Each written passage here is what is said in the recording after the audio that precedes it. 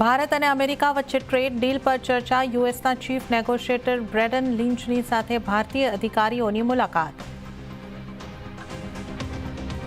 Bharat US trade ટોકના કારણે બજારના sentiment સુધર્યા. Nifty 9 સપ્તાહના ઉપલા સ્તર પર બંધ, તો બેંક નિફ્ટીમાં પણ 260 પોઈન્ટનો ઉછાળો. મિડ કેપ અને સ્મોલ કેપમાં પણ રહી સારી ખરીદારી.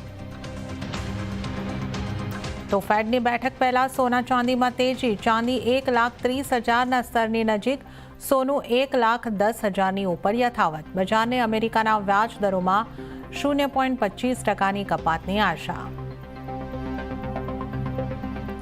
ગુજરાતના જામનગરમાં વનતારાને સુપ્રીમ કોર્ટની એસઆઈટીએ આપી ક્લીન ચીટ.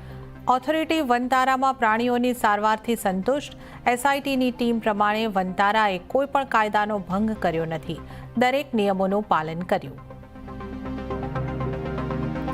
એશિયા કપમાં હેન્ડશેકના મામલામાં પાકિસ્તાનને ઝટકો. આઈસીસીએ મેચ રેફરીને હટાવવાની પીસીબીની માંગને ફગાવી. હિમાચલમાં ઉત્તરાખંડ સુધી ભારે વરસાદથી તબાહી. દહેરાદૂનના સહસ્ત્રધારામાં વાદળ ફાટવાથી તબાહી. મંડી બસ સ્ટેન્ડ પર ઘણી ગાડીઓ પૂરના પ્રવાહમાં વહી. શિમલા લેન્ડસ્લાઇડમાં પૂર બાદ ઘણા રસ્તાઓ બંધ. અને નવરાત્રિમાં વરસાદ બની શકે છે વિલન. પ્રથમ નોરતે કેટલાક વિસ્તારમાં વરસાદની શક્યતા.